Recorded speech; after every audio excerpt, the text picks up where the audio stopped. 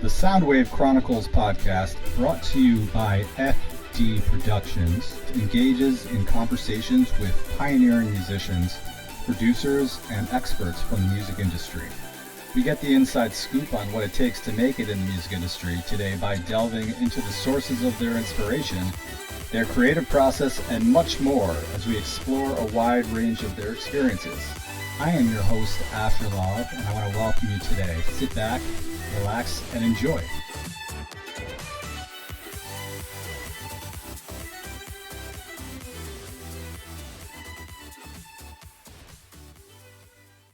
Got a very special guest by the name of Zach Crean. He's got an incredible story. Zach is really a rising star in the music industry. A lot of TikTok followers, about almost 200,000. And he's done some major shows, festivals. He's got some pretty cool management going on back there. And based in the south side of Chicago, is that correct? Yeah, southwest suburbs. So Zach is a singer-songwriter. And I think within a short period of time, we're going to see an up-and-coming Justin Bieber here, based on his growth. And I just want to kind of give you guys a brief look into what I'd like Zach to expand upon: the tragic loss of his mother, Kelly Crean, and due to, well, I'll let him share that, and some health issues related to his wife. And I just want to welcome you to the show, Zach. Thank you so much for coming on. Dude, thank you so much, my man. It's a pleasure. Big fan of, what you guys do. Super cool. Super cool podcast that you guys got going on. So thank you so much, Zach. Big yeah, well, people like you make it cool. Hey, I appreciate that. Like we said earlier, we're just existing. So I'm me too. I'm just going through my day, going through life, trying to enjoy things like this. Zach, how long have you been in the industry, in the music industry? I have been releasing music. I released my first single in 2018. I've been pursuing music, like doing covers and stuff like that, since it's been about 11 years. 2011. It's been a grind, seeing like how it's changing. You go through Vine, then TikTok comes and takes over. So it's cool that I've kind of experienced like different levels of like attacking the industry. Finally it's working out. So it's been a long grind. I'm sure Vine was a rough spot for you, as it was for many musicians. Want to tell us about that?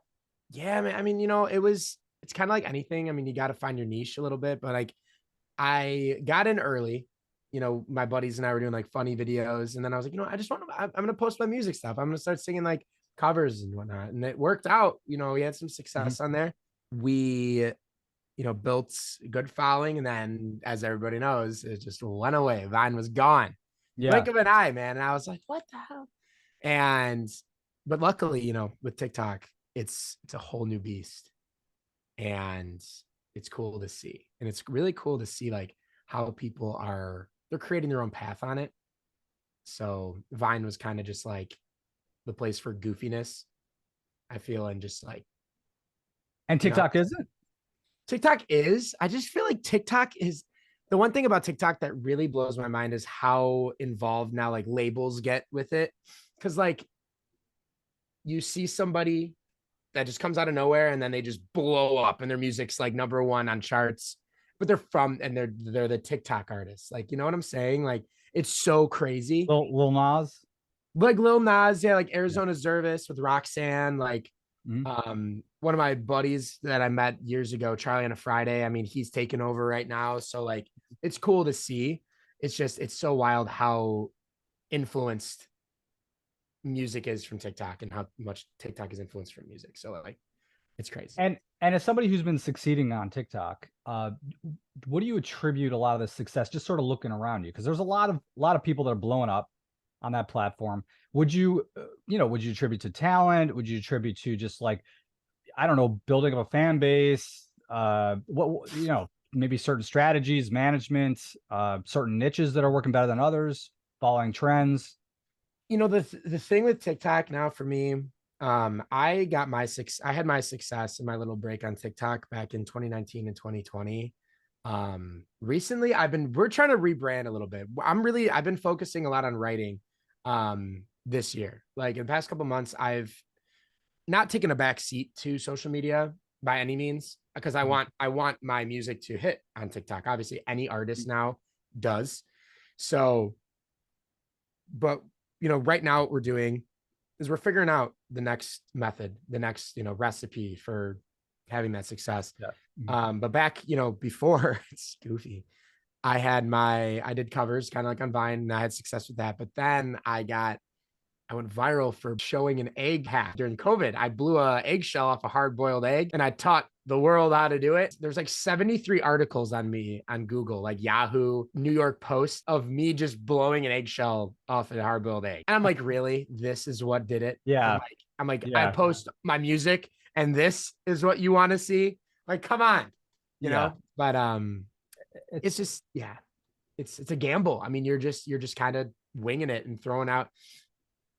It's not a good method to just throw stuff at the wall and hope it sticks. But with TikTok, it's kind of like you got to try stuff and see what works and what sticks. So, yeah. So when you blew that cap off the egg, did it sort of dawn on you that that certain strategies work better than others? And then I want to just sort of pair that question with, what was the success that you saw, in addition to obviously being published in major media, but what was it that you saw within, because I know that your main goal as a musician is to have fans come to you and to listen to your music. Did you notice like a change an uptick on Spotify, iTunes, that type of stuff, purchases and albums? I wish, man. That's the one thing I wish it did. It brought people to my page, and I gained followers and whatnot, but like not for the reasons that I wanted. Like they weren't there for my music, but I'm still grateful that they followed me, and I still have, a lot of them still do follow me. They stuck with me. And then, now there's so many different ways that people are utilizing TikTok. I mean, my buddy.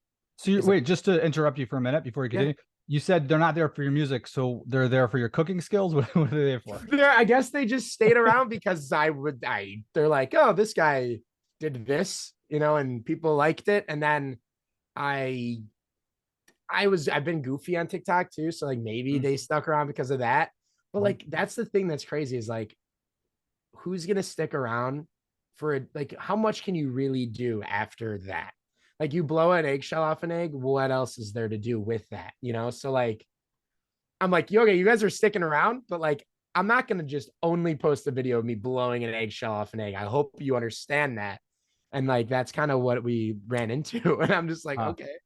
So what do you do now? So that's how you're trying to rebrand. You're trying to figure out what works. Yeah. And like, now I'm doing, I love poetry. So now I'm kind of bringing my, I'm going to start doing my poetry on TikTok, just reading it.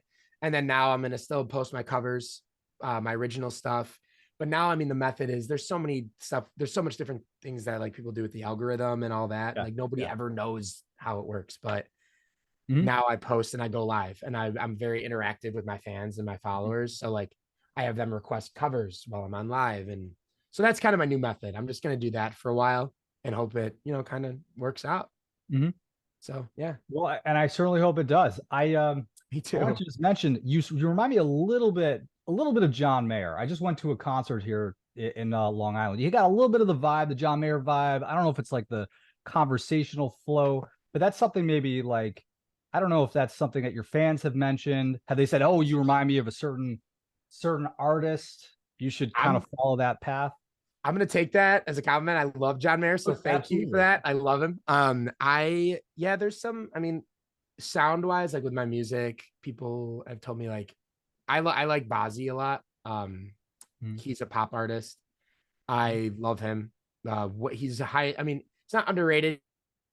He has a song that just hit 1 billion streams. He's big, but he's not as big as he should be.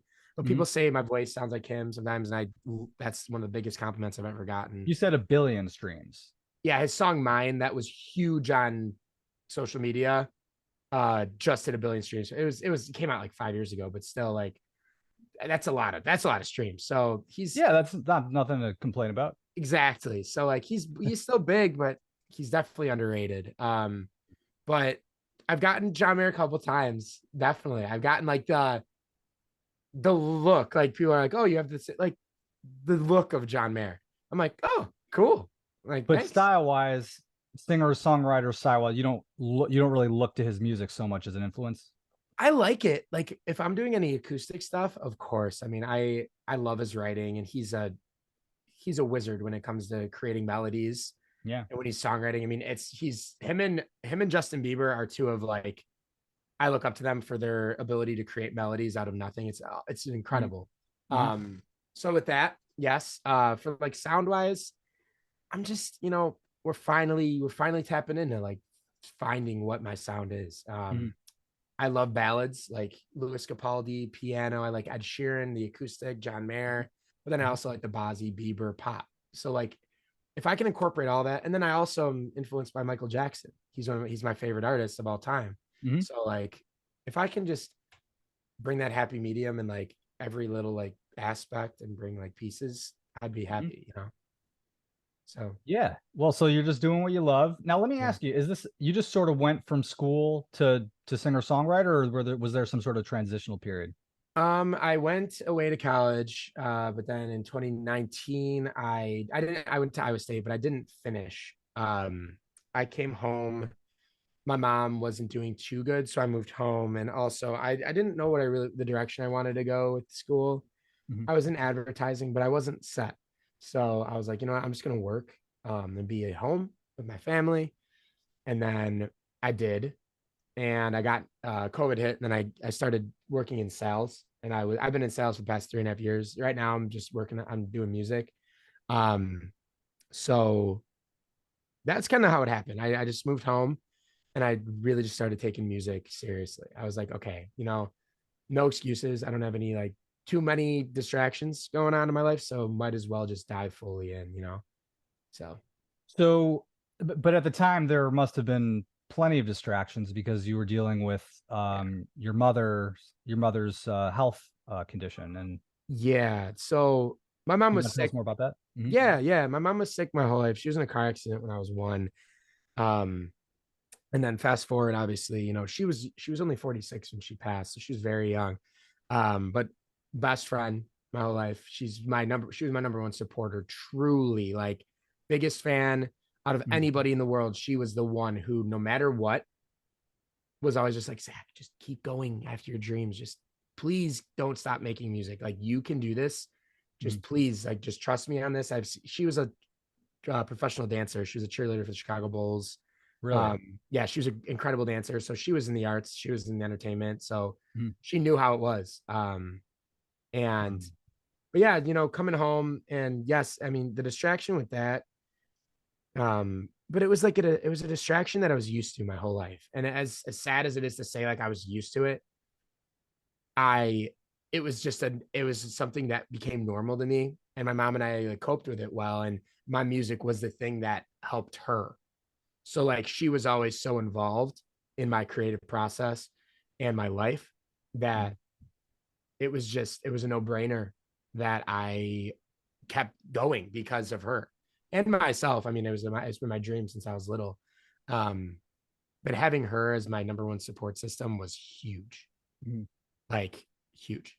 And did you have other family members around to be part of this support system? Because obviously you know, you carry a very heavy weight upon your shoulders, navigating family members, parents that are dealing with some of the worst things a person can imagine. So did you have any Definitely. support systems there? Yeah. I've lived with my grandparents my whole life, my mom's mom and dad. It's my nana and papa. And they've always supported me. Obviously, Nana and Papa more old fashioned. So they obviously knew I love music, and they never knocked me Huh. like that. It was just it wasn't like my mom.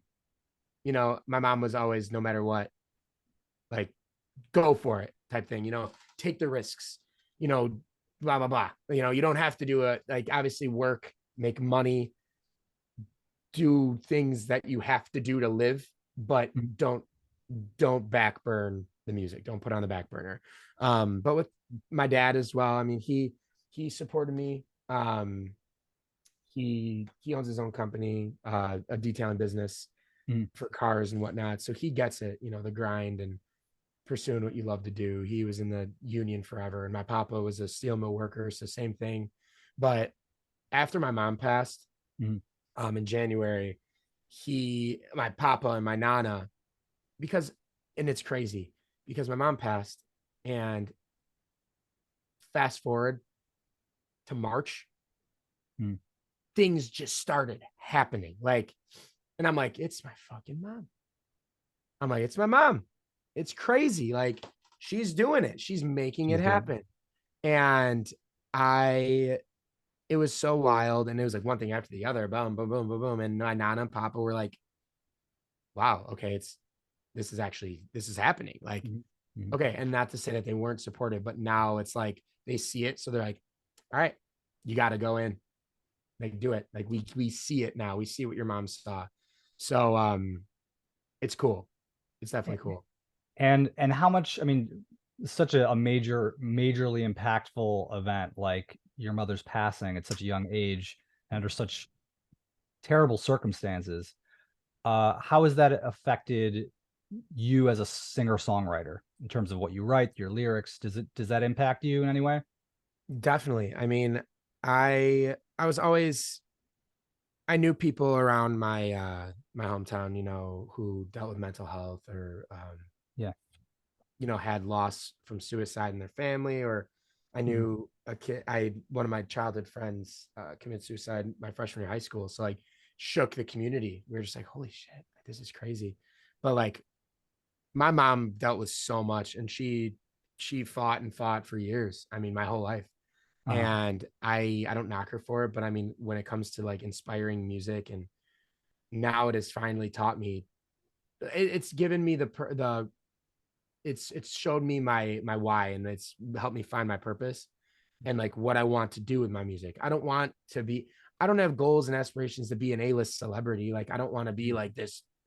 I mean, it'd be cool, sure, but like Yeah. it's not what I want. Like, I want to just help people that Mhm. are going through stuff, Mhm. whether it's family stuff, friend stuff, life, Mhm. work, social life, anxiety, depression, anything that it is.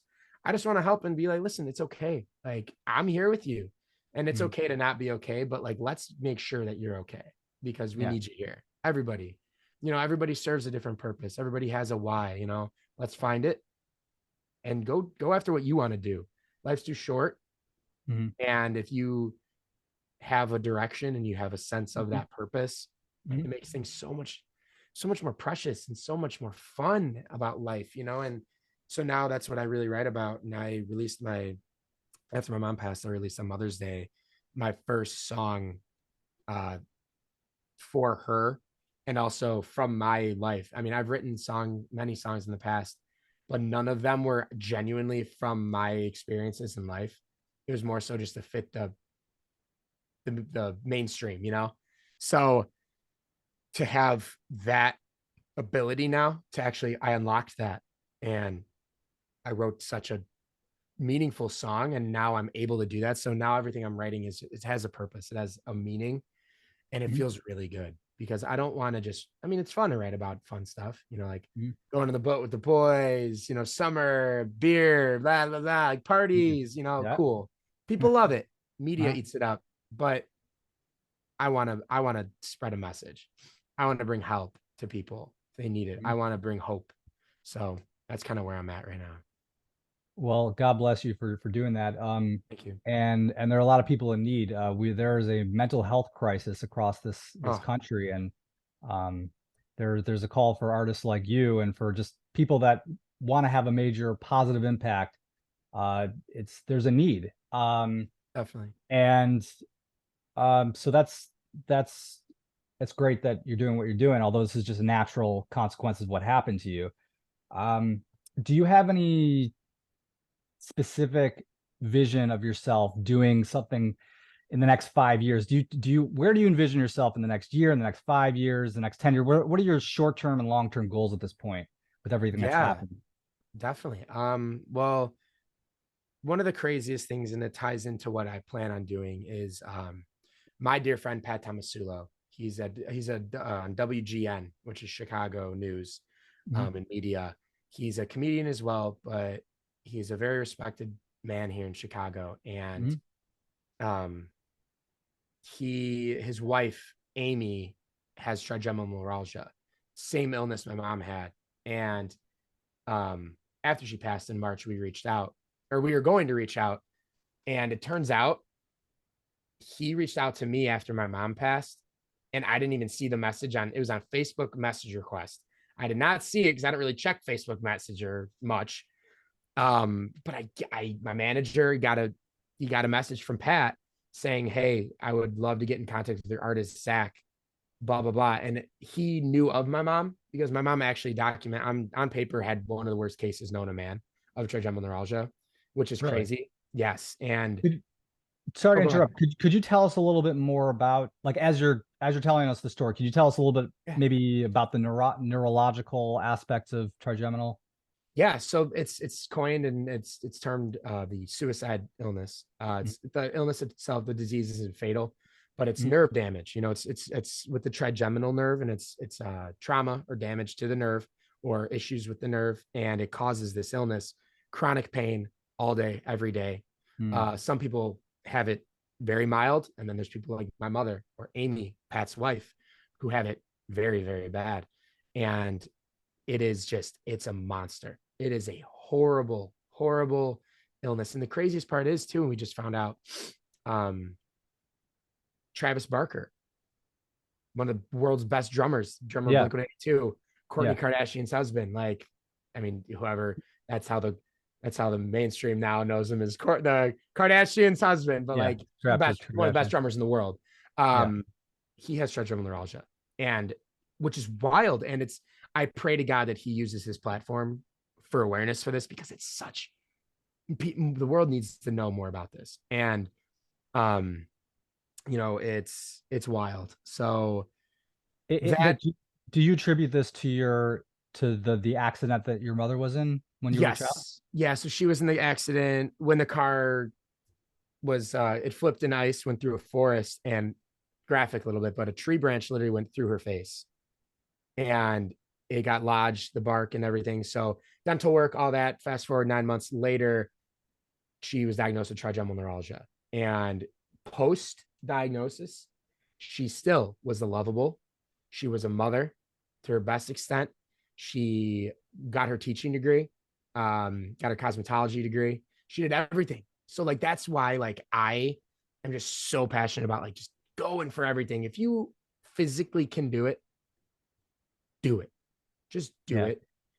And mentally, obviously, like, people get defeated mentally, and it's understandable, especially nowadays, you know, with the way of our world. But if you can keep going and going after whatever you want to do, that's what I was saying earlier. Do it. Don't stop. Like, don't let all these things just cripple you, because it's easy to allow that. But yeah, our car accident was the reason for that. And some people just develop it, and that, like, it just happens, which is so wild. And with the illness, the pain gets worse year after year, like as you get older too. So there's no cure right now. And that's the issue. That's what we're trying to strive for. So with Pat, when we connected, he has this foundation, Laugh Your Face Off, and it is a trigeminal neuralgia foundation. It's an event. It's a comedy show mixed with, it's to raise awareness, raise money for a cure. And when he reached out to me, he wanted to sit down and talk, just meet me and like hear my mom's story. We met, became literally best friends. I look at him as an older brother, literally, and we've only known each other since March, but he's one of my closest friends. And I was honored. He asked me to be the first musical act towards this for his event. And I did it. It was about 2 months ago, month and a half ago. Most intimate, meaningful shows I've ever done in my life. Can you hear me okay? Yeah, you broke up. I don't know if it's the internet connection. Okay, yeah, it froze a little bit. Okay. Yeah, a couple times. Yeah. Okay, cool. But yeah, I mean, literally, as you know, it's such an incredible experience. So I performed my mom's song Until Then, and my other single, Don't Panic. $80,000. So we broke the financial goal for raising money. Oh, you raised $80,000. So I didn't hear the incredible. first part because it broke up again.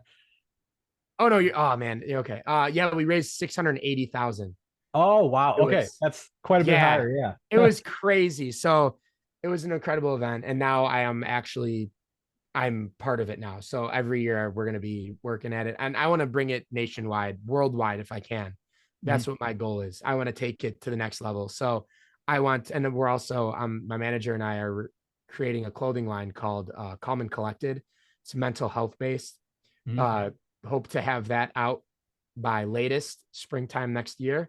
We're touching up everything right now, but I just want to, make an impact. I just want to help people. That's the goal. My goal with my music as well, by next year or the following, is to play at Lollapalooza in Chicago. It's been my biggest dream. Amazing. So that's a huge goal of mine. And I want to just really just connect with some of my favorite artists and bring them together, and I really hope to, like I said, it all ties back to the main purpose that I found. And I just want to raise awareness for trigeminal neuralgia, for Mhm. mental health, suicide prevention. And I just want to bring Laugh Your Face Off to just to the moon. I want everybody to know what this is. And I want to take it to the next level. So Well, that's an amazing mission that you should thank really you. be proud of. Not that you need to Thank hear you. that from me, but that's No, I um, appreciate it. Seriously. yeah, it's incredible, and I wish you, I hope you win a Grammy. You deserve something like with such a noble cause. You really deserve the sky's the limit. Thank you. Um, the I have so many questions for you. I'm just trying to think of where to start, but could you? I'm actually curious what your thoughts are in regards to this mental health. What's the word? Stigma in this country. Yeah. What are your thoughts on how the media, just the country in general, deals with, navigates mental health? I mean, a lot of the time it's so overlooked. I mean, it's such a focal point. Like people, I mean, it's huge. Mental health is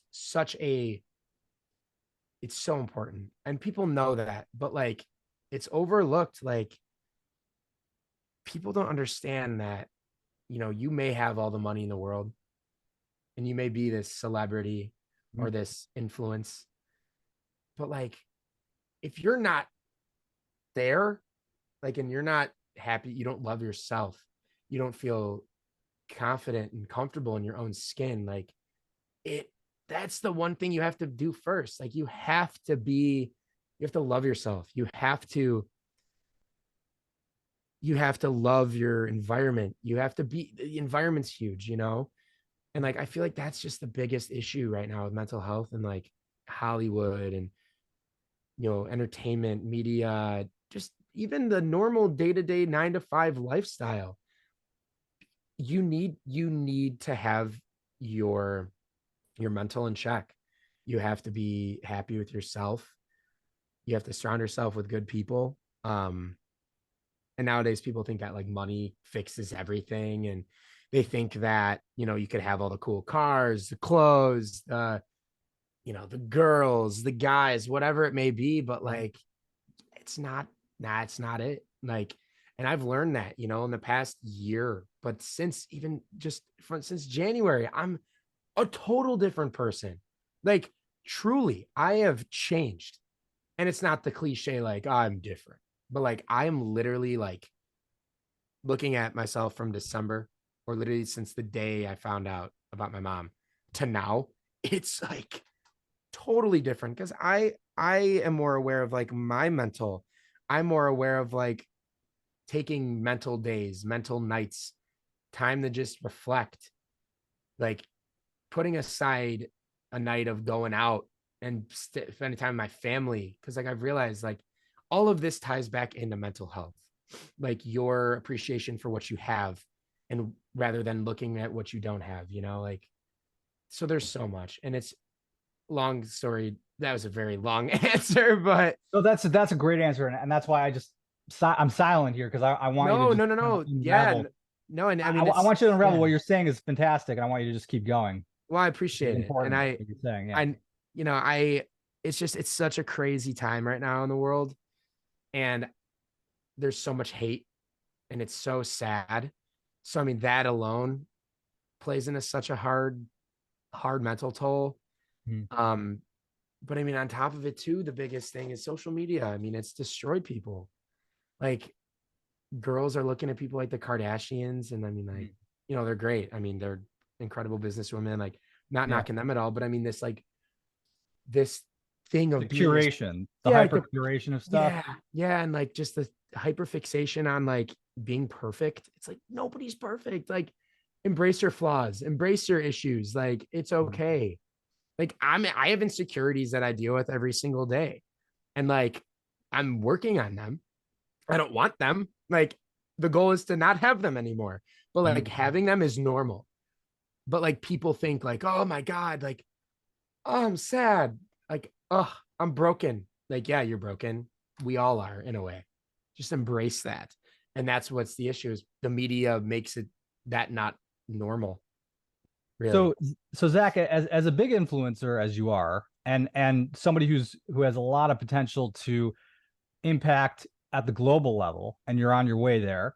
What are your thoughts? You're now somebody who, even politicians might start consulting with, and you hear about these things in Washington, like Lindsey Sterling. She's in Washington. They're consulting with her. Like, what are your ideas on how to change society for the better? What are your, have you thought about have you thought about ways in which we could improve mental health status? We can improve people's self-perception. We can improve maybe just like what people value in the society. What are your thoughts? I'd say like, connecting with like-minded people. I mean, like in media or like politicians, like things like that. Like I just always try to like I don't know. What I There's no plan on right or doing. wrong answer. I'm just curious if you have any No, thoughts. yeah, no. I mean, like, I guess I never really thought about it like that. Like just connecting with like-minded people, you know, sticking to your movement, sticking to your plan. Like with me, I want to, like I said, release music that speaks to people, helps inspire people. But I have my manager and I have our vision because my manager lost his brother to suicide last year in May. So, No and way. he started managing me in late February, March, April-ish, in those like 3 month span officially. And then we had my first headlining show last May, May 19th. That night, leading into the next day, his brother passed. And so, and that's what we were just on a business level. We became best friends. My manager's like my bigger brother. Like, he just had his own kid. So like, there's a lot of things that we live for now, and he's tied into me. So we want to bring awareness. So like surrounding yourself with the like-minded people, with the people who have the vision, people who have the same support, and yeah, you may not be on the same like wavelength, like mentally, like we all deal with our different struggles, but like if you're aware, that's what I feel like that's what's going to bring in, like connecting with these. So just raising awareness alone is like the first step to fixing society. I feel like it, yeah. I mean, because you've acknowledged that something is broken, right? Yes, we all agree that something is broken in our very powerful, wealthy, all empathic, whatever, omnipotent United States of America, with our hands in the rest of the global geopolitical mess at the current state. But there's something wrong. There's something wrong. And there's you've just mentioned mental health crisis. You mentioned suicide within your just people who who you've interacted with. Statistically, that's significant. I mean, that is that's a disproportionately larger percentage of like problems that clearly are going unaddressed, and clearly, exactly. So it's something that needs to be fixed, right? Yes, it's something that needs to be not normalized. That's not the right word, because like suicide is not. What are they saying now? It's oh my God, not being okay, as opposed to like suicide. Yes, like yeah, it's just like things like how they're saying suicide is like it's in normal discussion now, which is so crazy because it's so common. Like that is what is that's what that leads to. Like it should be, that should not be the end not goal, but end result. Like it should be listen, like I want what I want to do too. And like, I tell everybody if I get the chance, go to therapy. Even if you don't have trauma issues in life, everybody should just talk to somebody because, Mm-hmm. I pray that that people have just a smooth life, like no issues. Hell yeah. Coast through that. Mm-hmm. Like, bless you. You're lucky as hell, but everybody's got their own stuff that they go through, and everybody should talk to somebody. Like, normalizing having a therapist, I believe, is such a huge thing now. And I tell people, like, I've told friends or friends of friends, or in normal conversation, they'll be like, I don't know, like, it's just, I don't want to, I guess, sound like I'm crazy or sound like I have problems. It's like, everybody's got issues. It's okay. Like, there's days I'll talk to my therapist and I'll be like, I wouldn't have anything that I'm like, it doesn't have to be a sad conversation. Just like, yeah, watch the Bears lose again Sunday. Hell yeah. It's like, cool. Awesome. See you next week. It doesn't have to, but just having that person that is literally paid to listen and understand and give guidance. To empathize. Yeah. Empathize. That is so huge. So, that's it. I advocate for, I think everybody should talk to somebody. 100%. And do you feel like, how early should this start? I know we're veering off a little bit from your music career, although I happen to see this as relevant because you have an impact. This is what I want to do. Yeah. How, I just actually, before I embarked on the whole, like, how early should we start, having people, children, maybe adolescents, maybe young adults, having somebody not necessarily by mandate, but encouraged to speak with a professional or to speak with somebody who's there to listen. I just putting that on the back burner for a minute. Yeah. I read, I think it was I don't know if it was like Guitar Center magazine, where I saw there's a pretty renowned, like, international touring artist who actually decided, okay, I've had enough. I've made my millions, and now I'm going to quit and go to school and get my psych degree, and I want to be a therapist, because I was just fascinated by that post. I mean, it's cool. It's rare that you're ever going to meet somebody like that. But this is sort of like that one extreme example. Well, yeah. I mean, that's what, like, is so important, that tying back to your question about, in media and Hollywood and all that, that's a great way to, like, segue back to that, or get back to that, is people, like, normalizing utilizing, like, your platform for this type of stuff. Like, I hated school. Like, holy Christ, I hated school. But when I was at community college before I went to Iowa State, I was just talking to my girlfriend about this. I wanted to be a forensic psychologist for the FBI. But then I learned I'd have to go get my PhD. I'm like, oh, more school? Nah, I'm good. Like, nah. but like, I'm now you're in the school of life. What's that? As Jay-Z says, now you're in the school now of you're in life. the school of life. Yeah, now you're in the school of life. And, like, I'm not qualified to sit and, like, give people, I mean, like, I guess me helping people or talking to people is just my experience, and, like, I never want people to think that I'm trying to just preach or claim that I'm this all-known, like, prophet that just knows the answers of how to be good mentally, because I don't know. I'm still figuring it out. But, like, I want people to know, like, I want my platform, and I want my fans, future fans, I want my friends, I want my colleagues, like my peers, whoever, to know, like, if you need to talk or you just need an ear or just, like, guidance. Again, I'm not a professional, but I would love to talk. Like, I don't care. Like, if you're pursuing music and you're struggling, I'll help you out. I'll talk to you. I'll explain to you how I did it, how I'm still doing it, hoping to get where I want to be, So that's, like, what I feel like these people should be doing. taking your platform, using it for the greater good. Mhm. I feel like not enough do that. So Not enough. Yeah. I guess it's yeah, something that needs to be sort of embedded in the fabric of our society. So definitely. it becomes like this mainstream type of thing. But back to your music, what are one of the songs that you produced a lot?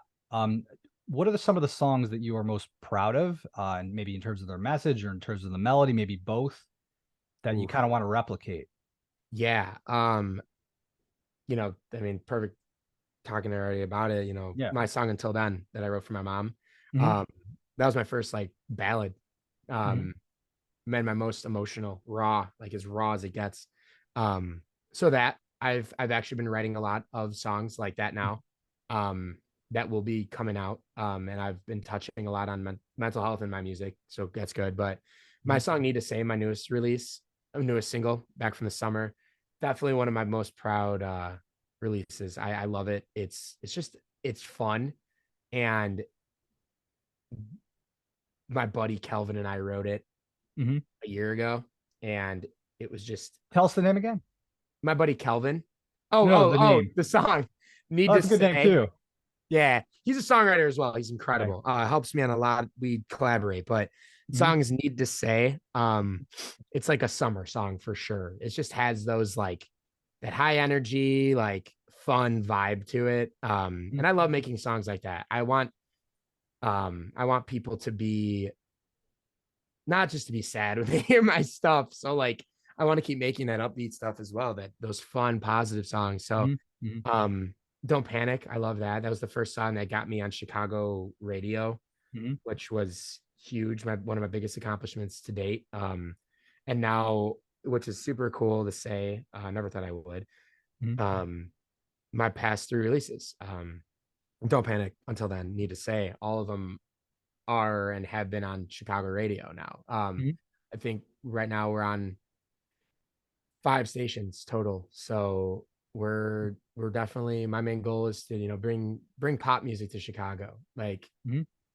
Chicago's right now huge on house, huge on dance. Hmm. The scene's huge. You don't really hear people coming from pop, country, anything like that.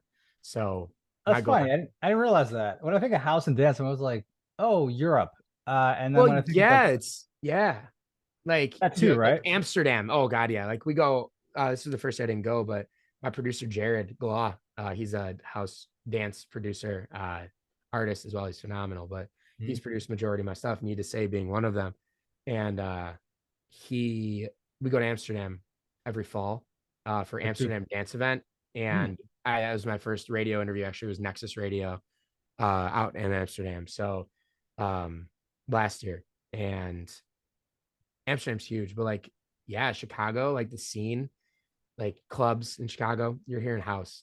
Like you get pop artists come through, obviously, and rap and hip hop, but country, excuse me. But you, it's Ju- wild, yeah, Just because there's quick not a lot of question. pop artists. Yeah, You mentioned that so you work with a local producer for most of the songs? yeah. So, um, Jared, he did just move. He went to high school near me. He's my age, one of my best friends. He just Hmm. moved to Arizona in the summer, so now he's Hmm. out there. But he still produces. He still helps me out with everything. He's incredible. But yeah, So, I collaborate with a lot of different producers as well, though. but he's your sort of your go-to or preferred Yeah, producer? yeah. He just understands my sound and stuff. And what's what's the writing production process? Is he creating the structure around the song and then you sort of build in the lyrics, or are you sort of just approving, disapproving? I'm sure you have a lot to deal with the touring and the concerts. So Yeah. how do you make it time efficient? Well, we definitely, I mean, I collaborate with a lot of producers, like I had mentioned, like for the tracks itself. So Mhm. if Jared is gonna do it ground up and produce me a track full out, he'll send me over the track, the Mhm. instrumental, the beat, Mhm. and I'll come up with a melody. I'll write, or my manager and I'll sit down in the studio here and we'll write. Mhm. Or soon, gonna be heading out to Arizona starting probably next spring, going down there Mhm. maybe like once every other month and just grinding out for a week or a weekend or something and just writing a bunch like a catalog. So just Wow. depends. But yeah, I usually, my process is I write like without tracks sometimes, but that's like poetry more. But my way is I like having like the sound.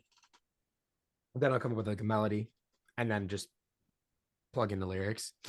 So that's what we'll do. And he'll send over stuff. Or I'll go out of my way and I'll find stuff with other producers and then I'll write to them and then we'll work together. So it's just, it depends. My manager sometimes finds some or we get sent them. It's cool. Mhm. Now, do you have do you have an aspiring producer, or do you aspire to work with a certain producer, or do you have like a dream collab that you want to share with us? I would love to work with Millennium as like a EDM collab, kind of going like that dance route, especially since I'm so close and tied in with like the EDM realm, and I have my like have the people out in Amsterdam and Netherlands and stuff like that. But dream collab, oh god, I love, like I said, Bazzi. He's probably, him and Bieber obviously number one because like it's just, I mean Bieber's just, he's a dream collab for most, but I love man, there's a couple. I love John Bellion. Would love to collaborate with him. Kid Leroy. I love the Kid Leroy so much. But I'd say Bazzi's my number one dream collab. And he's, even to just also sit in a room with him and create. I want to see it because his process, he's a flipping genius. I mean, this dude is so talented. And like, he's a year younger than me, but I've been following him. We were both on Vine together. Like we started around the same time, like 2014, 15, posting like covers and doing that. Cause that's how he started on Vine. And now he's like global artist. So it's cool. But yeah, he's probably number one, I'd say. Cool. Well, hopefully he'll, you guys will cross paths soon enough. I met him last year yesterday. So that was a dream come true, but now we just got to get to the next level. Yeah. Next step. Maybe a collab's in the works. Hopefully very soon for you guys. I would love that. I would love it. Is there anything, you have a lot of inspirational notes that you've just sort of shared with us in the last 45 minutes or so. Is there anything in particular you just kind of want to leave our audience just kind of thinking about? Anything that you just want to relay I think is particularly important for people to focus on? Yeah, I've been saying this now so much, and I live by this. As I mentioned earlier, I definitely just want to tell people, like, whether you're doing anything, whether that's pursuing a dream or just in life, find your why and find your purpose. And I always say this: once you do that, you're unstoppable because you have a vision, you have a direction, you found why you're doing what you love, why you're doing what you do. So just go for it then, and like when I found mine, I've become a different human being, literally. Like in this year has been it's been such a hard year, but such an eye-opening year and such a inspiring year. Like I will look back and say 2023, one of the hardest years. It was the hardest year of my life, but it was the most fulfilling as well because I found my purpose. I found my why. And like people, I know, and I've talked to people, like there's people who've never found and like look back and they're like, I wish I did this. I wish I like blah, blah, blah. I never want to live like that.